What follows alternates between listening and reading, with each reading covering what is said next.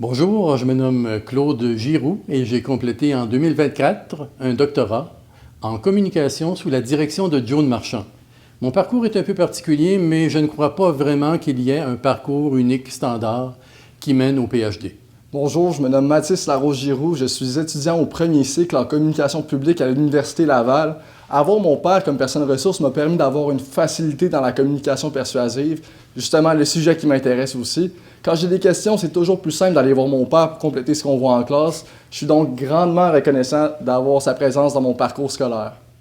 Dans mon cas, j'ai une formation de pharmacien complétée par une maîtrise en communication publique. J'ai débuté en 2003 des études doctorales en même temps que je débutais un travail à temps plein au ministère de la Santé et des Services sociaux du Québec.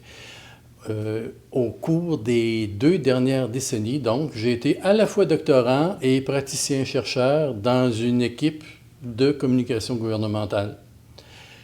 Remarquez que le fait de travailler quotidiennement dans l'univers des campagnes de prévention a bien entendu orienté mon travail de recherche vers les campagnes.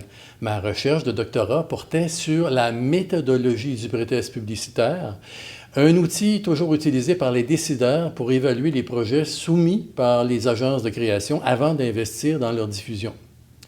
Règle générale, les pré-tests publicitaires se déroulent dans le décor de salles munies d'un miroir sans teint qui permettent à des observateurs de suivre les discussions, ça sans perturber les 8 à 10 personnes qui discutent de projets publicitaires.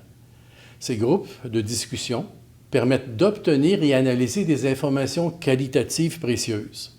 Les groupes sont souvent utilisés dans différentes disciplines scientifiques comme la sociologie, la criminologie, le travail social, la santé publique, la psychologie. C'est un outil puissant qui peut répondre à différents types de besoins.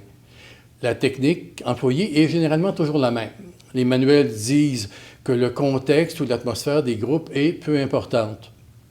D'ailleurs, plusieurs auteurs listent différents critères à respecter pour faire des groupes de discussion, mais dans ce qui ressemble parfois à des recettes méthodologiques où le contexte des discussions est jugé sans importance sur la qualité des informations obtenues. Ma recherche suggère le contraire, et c'est là son apport aux connaissances sur le sujet. Concrètement, j'ai prétesté le même matériel publicitaire, des publicités de promotion du port du condom, auprès de groupes de jeunes adultes dans 3 contextes différents. Dans une salle avec miroir, comme on le fait généralement dans l'industrie, dans le salon d'une résidence privée, une maison où des gens vivaient, et dans une tente à l'extérieur, sur le site du festival Woodstock en Beauce qui battait son plein avec musique tam-tam et tout.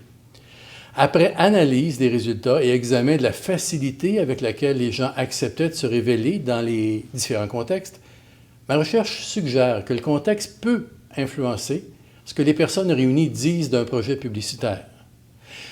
Par exemple, dans le contexte du festival en plein air, dans un climat de permissivité où tout pouvait être dit sans crainte d'être jugé, l'exposition à un des projets testés a été négative, contrairement à ce qu'on avait entendu dans le contexte de la salle avec miroir.